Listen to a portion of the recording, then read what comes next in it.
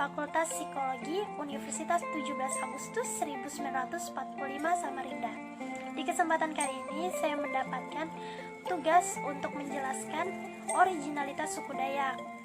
Namun seperti yang teman-teman tahu, originalitas suku Dayak itu sangat banyak. Tapi saya akan mengambil satu suku Dayak, yaitu suku Dayak Benua. Alasannya kenapa? Karena saya memiliki keturunan dan juga darah suku Dayak Benua dari pihak ibu saya. Nah, untuk sumbernya saya mendapatkan dari ibu saya dan juga dari dua buku yang ibu saya miliki. Yang pertama itu ada mengenai adat sukat Dayak Benua dan juga Dayak Tonyoy. Adat sukat itu bisa dibilang adat istiadat. Nah, sedangkan di buku ini teman-teman bisa lihat ini semuanya putih, gak ada tulisan sama sekali. Di depannya ini ada tulisan, kalau kita buka tuh ada tulisannya mengenai fungsi hutan dan sistem ladang berpindah-pindah. Jadi ini membahas mengenai hutan dan juga sistem ladangnya, seperti itu. Nah, di dalam video ini saya akan membahas 6 topik. Apa saja topiknya? Topik yang pertama itu mengenai prinsip hidup. Yang kedua, mengenai lifestyle. Yang ketiga, mengenai konsep back to nature. Yang keempat, konsep mengenai tata ruang. Yang kelima, mengenai harmonisme alam dan juga manusia. Yang keenam, mengenai indigenous personality. Jadi, untuk masuk ke topiknya, mari kita mulai videonya. Suku Dayak Benua adalah salah satu suku asli dari Kalimantan Timur. Banyak sekali loh teman-teman keunikan dari suku Dayak Benua ini. Tapi sayangnya beberapa keunikan ini bisa dibilang belum diketahui oleh banyak orang dan belum terekspos kepada dunia. Nah, apa saja keunikannya? Yuk kita mulai dari topik yang pertama. Topik yang pertama adalah prinsip hidup. Prinsip hidup orang Dayak Benua itu adalah mengenai harga diri. Harga diri orang Dayak Benua itu sangat tinggi. Itu sebabnya apabila orang Dayak Benua ini merasa dipermalukan atau diremehkan di depan umum oleh orang, mereka bisa jadi orang yang dendam. Nah, kalau misalkan mereka jadi dendam, mereka bisa melakukan guna-guna kepada orang tersebut, hingga orang tersebut bisa jatuh sakit ataupun bisa bahkan meninggal. Guna-guna tersebut orang Benua biasanya menyebut perebut. Perebut itu adalah guna-guna untuk orang. Jadi semacam ilmu santet mungkin ya, bisa dibilang seperti itu. Dan yang selanjutnya adalah mengenai budaya dan juga agama. Orang suku Dayak Benua sangat tidak menginginkan apabila budaya dan juga agama itu dicampur adukan. Karena bagi mereka adat ya adat, budaya ya budaya, agama ya agama. Apabila orang yang sudah percaya pada agama, mereka mengharapkan untuk tidak terlalu mengikuti adat-adat yang atau budaya yang menyembah kepada leluhur dan nenek moyang seperti itu. Tapi untuk mereka yang masih mempercayai dan belum menyentuh agama sama sekali, mereka masih diperbolehkan dan masih menjalankan adat-adat dan juga budaya-budaya yang bersangkutan dengan leluhur dan juga nenek moyang, seperti itu. Dan untuk yang selanjutnya adalah mengenai pernikahan. Nah, di beberapa budaya kemungkinan ada yang tidak diizinkan untuk menikah satu saudara atau bisa dibilang sepupu satu kali. Nah, kalau di Dayak Benua ini sendiri diperbolehkan, tapi harus pernikahan silang. Pernikahan silang itu yang bagaimana? Nah, misalnya nih, ibu saya 2 bersaudara. Lalu ibu saya melahirkan saya, dan saudara ibu saya ini adalah perempuan. Apabila tante saya ini melahirkan anak laki-laki, mereka boleh menikah. Tapi apabila saudara ibu saya ini adalah seorang laki-laki dan memiliki anak laki-laki, maka anak dari ibu saya dan juga anak dari om saya ini tidak boleh menikah, begitu, karena kan mereka tidak silang. Jadi kalau misalkan yang ibunya itu dia lahir dari ibunya, berarti, dan dia dapat anak cewek, kan sama cewek tuh mama ke mama gitu, ibu-ibu cewek-cewek gitu. Nah kalau misalnya dia dapatnya cowok-cowok, itu tidak boleh, karena dia kan cewek-cewek cowok-cowok gitu, harusnya mereka silang. Kalau misalnya yang cowok ini dapatnya anak cewek, yang cewek ini dapatnya anak cowok, itu boleh menikah seperti itu. Memang cukup sulit untuk dipahami, namun itulah adat benua. Mereka boleh menikah, yaitu menikah dengan syarat itu harus silang. Kalau dia tidak silang, mereka tidak boleh menikah, karena ada istilah simai boe. Simai boe itu adalah saudara sudah tukar wajah dan tukar mata. Jadi simai boe itu adalah pernikahan yang sudah tukar wajah dan juga tukar mata, seperti itu. Nah, untuk selanjutnya mengenai ukiran. Ukiran di suku Dayak Benua itu mengikuti kasta sebenarnya. Namun sayangnya seiring berjalannya waktu, sekarang kasta itu sudah tidak jadi patokan lagi kalau orang Dayak Benua harus memiliki rumah ukiran sesuai dengan kasta, seperti itu. Bagi mereka yang ingin melakukannya tidak sesuai kasta, ya tidak apa-apa. Paling mereka hanya mendapatkan sebuah kualat, seperti itu. Tidak ada yang seperti bakal terjadi apa-apa, itu tidak ada, seperti itu. Nah, untuk hewan-hewan yang diukir sesuai kasta itu, apabila kastanya kasta bangsawan, orang-orang itu akan mengukir binatang-binatang buas dan juga binatang-binatang yang berbisa. Contohnya seperti ular dan juga macan dahan. Dan yang paling sering digunakan adalah macan dahan. Orang Dayak Benua itu menyebutnya adalah timang. Timang adalah sebutan untuk macan dahan itu sendiri, seperti itu. Nah, itu tadi topik dari prinsip hidup orang Dayak. Oke, untuk di pembahasan selanjutnya adalah mengenai lifestyle. Bagaimana lifestyle orang Dayak Benua? Nah, yang pertama itu adalah orang Dayak Benua itu sangat tidak boleh menyebut nama mertua ataupun ipar secara langsung, karena itu bisa berakibat kualat, atau orang Dayak Benua itu biasanya menyebutnya buncuk, seperti itu. Jadi di Dayak Benua sangat tidak diperbolehkan untuk menyebutkan nama ipar maupun nama mertua, seperti itu. Kalau misalkan mau menyebutkan, mereka harus menulis dan tidak boleh disebutkan secara langsung lewat mulut, tapi hanya boleh disalurkan lewat tulisan, seperti itu. Nah, yang selanjutnya adalah mengenai anak bayi.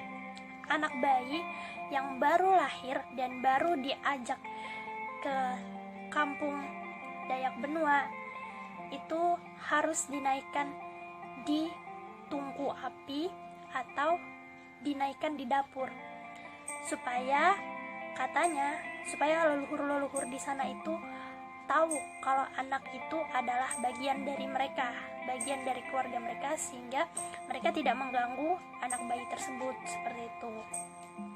Dan untuk yang selanjutnya adalah mengenai ritual mupuh.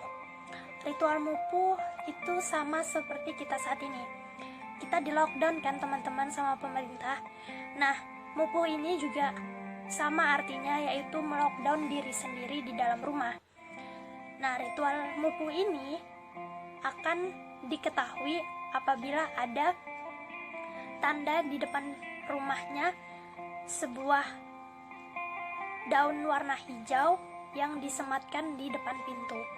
Jadi apabila teman-teman melihat itu suatu saat misalnya ke kampung Dayak Benua, teman-teman harusnya sudah tahu ya kalau di situ sedang ada acara ritual mupu.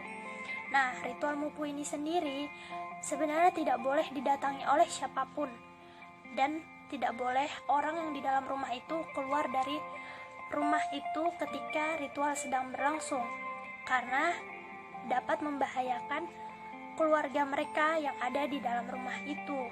Sehingga itu kenapa mereka tidak boleh didatangi atau keluar rumah sebelum acara ini selesai. Dan untuk yang selanjutnya adalah mengenai kepuhunan. Teman-teman sudah pasti tahu tuh kepuhunan. Nah, kalau kepuhunan ini sendiri sangat-sangat dipercaya oleh orang Dayak Benua. Karena apa?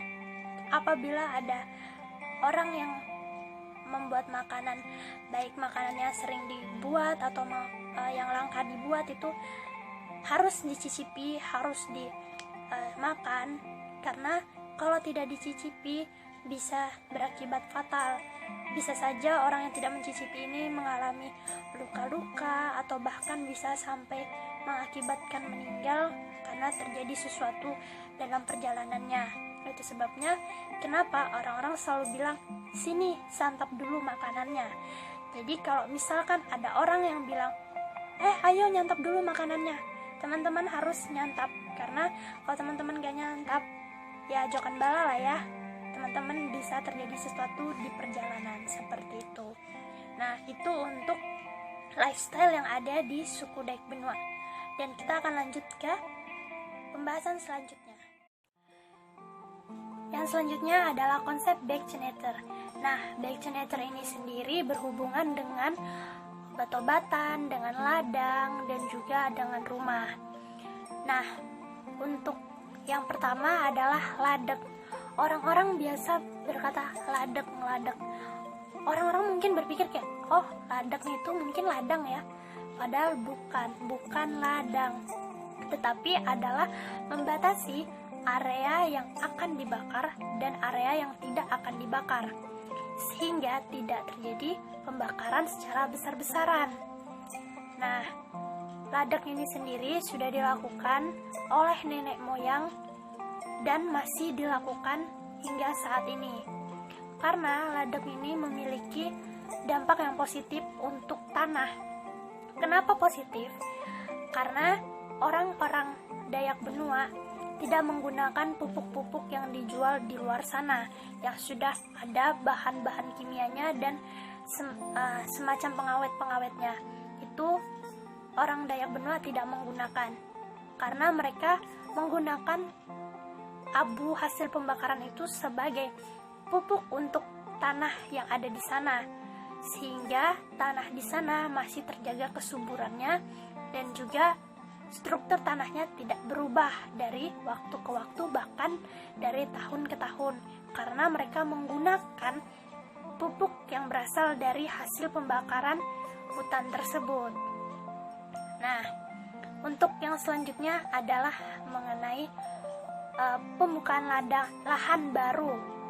Nah, lahan baru ini apabila belum sama sekali disentuh oleh siapapun, bahan-bahannya atau kayu-kayunya boleh diambil untuk bahan-bahan rumah. Misalkan batang pohon boleh diambil untuk tiang-tiang rumah, dan juga untuk kulit kayunya sendiri diambil untuk dinding-dinding rumah. Nah, pasti teman-teman juga kayak bertanya kan, oh iya kan rumahnya orang Dayak itu tinggi-tinggi ya, kenapa sih? Kenapa rumahnya orang Dayak itu tinggi-tinggi? Yuk aku jelasin kenapa rumahnya orang Dayak itu tinggi-tinggi. Jadi di suku Dayak Benua sendiri ada yang namanya ngayau. Ngayau itu adalah potong kepala atau tanda bahwa adanya musuh datang. Nah, jadi itu kenapa orang-orang Dayak, khususnya Dayak Benua, memiliki rumah yang tinggi-tinggi. Itu supaya menghindari yang namanya ngayau dan juga menghindari tombak yang terbang. Seperti itu. Jadi sudah terjawab kan teman-teman kenapa rumah orang-orang Dayak itu tinggi-tinggi, khususnya untuk orang Dayak Benua.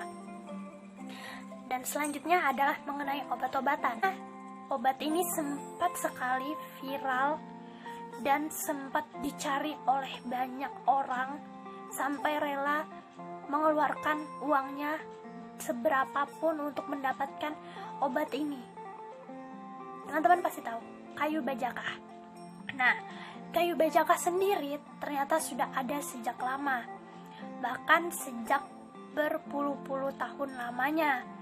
Namun, karena keterbatasan teknologi pada saat itu, orang-orang zaman dulu tidak mengetahui apa sih kegunaan dan manfaat dari bajakah tersebut. Nah, orang-orang benua zaman dulu, apabila mereka kehausan, mereka akan meminum air yang ada dalam kayu bajakah tersebut. Nah, orang Dayak Benua ini menyebutnya dengan Wakai Klagit. Itu kenapa orang-orang zaman dulu memiliki tubuh-tubuh yang sehat dan juga yang bugar, karena mereka dulu meminum yang namanya bajaka tersebut, atau yang biasa disebut oleh orang Dayak Benua adalah Wakai Klagit. Nah, jadi itu adalah pembahasan mengenai konsep Bergschneider, dan semoga ini membantu teman-teman mengenai Bergschneider yang ada di Dayak Benua. Yang selanjutnya adalah konsep tata ruang. Nah, di konsep tata ruang ini kita akan membahas mengenai pekerjaan atau yang biasa orang-orang Dayak Benua lakukan. Nah, orang-orang Dayak Benua biasa melakukan pekerjaan berburu, berladang, berkebun, menores karet, dan juga memancing ikan di sungai. Nah, karena seiring berjalannya waktu dan berkembangnya waktu, orang-orang di sana melakukan ini hanya untuk sebagai hobi. Namun bagi mereka yang tidak memiliki pekerjaan tetap atau profesi yang tetap, mereka akan melakukan ini sebagai pekerjaan tetap. Dan bagi mereka yang sudah memiliki, mereka akan melakukan ini sebagai hobi ataupun sebagai pekerjaan sampingan mereka, sehingga mereka tidak bosan di rumah, seperti itu. Dan untuk yang selanjutnya adalah sarana dan prasarana. Bagi mereka yang tinggal di daerah jalan-jalan besar, mereka itu sudah lebih maju dibandingkan dengan orang-orang yang masih berada di pelosok.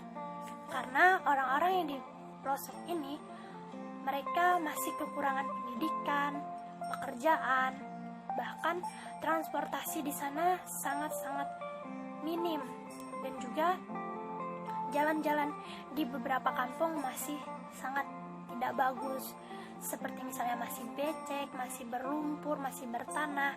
Jadi untuk mobil-mobil yang tidak memiliki double gardan, kalau kata orang mobil, itu tidak akan bisa sampai ke dalam kampung tersebut.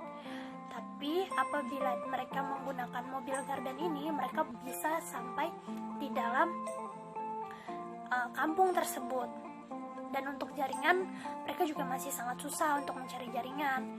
Bahkan yang sudah di jalan-jalan besar pun masih kesulitan untuk sinyal, karena sinyal di sana masih kurang memadai. Namun untuk yang lainnya, mereka sudah lebih maju, seperti itu. Selanjutnya adalah apabila kita bertamu ke rumah orang, atau orang bertamu ke rumah kita, dan kita masih ingin dikunjungi oleh orang tersebut, maka orang Dayak Benua biasanya memberikan piring putih sebagai tanda bahwa kita mengundang mereka untuk datang kembali ke rumah kita dan berkunjung kembali ke rumah kita. Nah, piring putih ini juga memiliki nilai-nilai yang sangat tinggi pada suku Dayak Benua, karena piring putih tersebut bisa berupa tanda hati yang putih dan bersih. Itu kenapa piring putih sangat banyak digunakan sebagai tanda-tanda persaudaraan dan juga sebagai tanda-tanda kekeluargaan. Nah, jadi untuk siapapun yang ingin bersaudara atau bersahabat atau menginginkan orang itu, bahkan di pernikahan pun piring putih ini bisa digunakan sebagai tanda bahwa mereka sama-sama berjalan dengan hati yang putih dan hati yang bersih dalam menjalani bahtera rumah tangga, seperti itu. Nah, jadi untuk pembahasan tata ruang itu ada beberapa yang sudah saya jelaskan, dan mari kita lanjut ke konsep selanjutnya. Yang selanjutnya adalah mengenai harmonisme alam dan manusia. Nah, seperti yang sebelumnya tadi kan saya sudah menjelaskan bagaimana dan kenapa rumah orang Dayak Benua itu tinggi-tinggi. Nah, ternyata di tiang-tiang rumah ini bisa diukir sesuai dengan kemauan si pengukir ini atau yang ingin mengukir ini gitu. Nah, jadi orang Dayak Benua itu biasanya mengukir dengan hewan, mengukir dengan bentuk tumbuhan ataupun dengan buah-buahan. Itu semua tergantung dari mereka yang menginginkan ukiran tersebut. Namun, kebanyakan orang Dayak Benua itu mengukir hewan. Kenapa hewan? Nah, itu melambangkan sebagai mereka itu bersatu dengan alam dan mereka itu dekat dengan alam, seperti itu. Jadi itulah mengapa orang-orang Dayak Benua biasanya mengukir tiang-tiang rumah dengan ukiran binatang, seperti itu. Nah, untuk yang selanjutnya adalah ritual Kuangkei. Ritual Kuangkei ini sendiri adalah ritual untuk orang yang sudah meninggal. Nah, ritual Kuangkei ini sendiri memiliki tingkatan dari pemotongan hewannya dan berapa banyak jumlah hewan yang akan mereka potong. Dan untuk tingkatan harinya, yang paling rendah itu adalah 7 hari. 7 hari. Nah, kalau misalkan yang paling tinggi adalah 7 kali 7. Nah, 7 kali 7 ini artinya apa? 7 kali hari Minggu. Jadi mereka akan melaksanakan itu selama 7 kalinya hari Minggu, seperti itu. Nah, namun Kuangkei ini pada zaman dulu dirayakan hanya untuk mereka yang bangsawan. Untuk mereka yang tidak bangsawan, mereka tidak akan membuat acara ini karena ini membutuhkan banyak dana atau banyak uang untuk melakukan acara ini. Namun seiring berjalannya waktu, acara Kuangkei ini atau ritual Kuangkei ini sudah tidak lagi dilakukan hanya oleh orang-orang yang bangsawan, namun dilakukan juga bagi mereka yang bukan bangsawan. Karena di Dayak Benua sendiri adat-adat seperti itu belum terlalu ditegaskan, karena ya seiring berjalannya waktu orang-orang biasa pun boleh melakukannya, seperti itu. Sekarang itu biasanya dilakukan oleh mereka yang punya uang atau mereka yang punya dana besar, mereka bisa melakukan atau membuat acara tersebut, seperti itu. Karena ini termasuk salah satu adat yang membutuhkan banyak tenaga dan juga banyak biaya, seperti itu. Nah, jadi itu tadi pembahasan mengenai harmonisme alam dan juga manusia, sampai di konsep terakhir, yaitu konsep indigenous personality. Jadi di konsep ini orang Dayak Benua itu tidak diperbolehkan untuk mengobrol larut malam, apalagi mengobrolnya dengan lawan jenis, dan tidak di dalam ruang jampa. Ruang jampa itu adalah ruangan untuk khusus kita berbicara dan mengobrol hingga larut malam. Karena apabila ini dilakukan tidak di dalam ruang jampa, orang-orang sekitar dapat mengintai, bahkan menangkap dua orang tersebut yang melakukan obrolan hingga tengah malam. Nah, dalam suku Dayak Benua ada yang namanya Ngahas Bawe. Ngahas artinya datang dan Bawe adalah artinya perempuan. Jika digabungkan adalah mendatangi perempuan, tapi dalam konsep yang tidak baik. Nah, kenapa tidak baik? Karena ini seperti mendatangi perempuan, tapi mendatanginya bukan seperti dengan baik-baik, tapi mereka mendatanginya dengan cara berbisik-bisik atau mereka tidak lapor kepada kepala adat sehingga mereka dapat diintai atau bahkan diincar dan ditangkap atau bahkan bisa diadili oleh massa. Nah, biasanya Ngahas Bawe ini terjadi pada malam hari, seperti orang datang berpacaran seperti itu, tapi berpacarannya itu seperti kumpul kebo seperti itu. Nah, mereka pada siang harinya atau pagi harinya mereka itu memberikan kode atau seperti contohnya ada cowok yang ingin datangi cewek, dia kode-kode seperti gitu. Nah, itu tandanya mereka mau datang ke rumah. Tapi kalau si ceweknya tidak suka, si cewek boleh untuk tidak membuka pintu hingga laki-laki itu pulang. Tapi namanya laki-laki, mereka itu punya segala macam cara supaya mereka diterima di rumah itu. Nah, namun bagi mereka yang benar-benar tidak tertarik dengan laki-laki ini, mereka tidak akan membuka pintu dengan cara apapun, meskipun laki-laki itu sudah menggoda atau merayu mereka dengan cara yang baik maupun yang kasar seperti itu. Nah, itu sebabnya di kampung Dayak Benua itu sangat-sangat ketat bagi mereka yang ingin mendekati perempuan asli suku Dayak Benua. Jadi untuk teman-teman yang ingin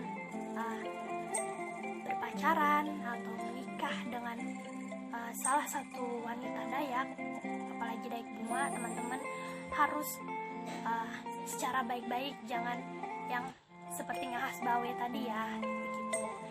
Nah, itu tadi konsep indigenous personality. Saya mau mengucapkan terima kasih banyak kepada teman-teman yang sudah bersedia menonton tentang originalitas suku Dayak ini, terutama untuk suku Dayak Benua. Saya mohon maaf apabila ada kesalahan maupun kekurangan kata.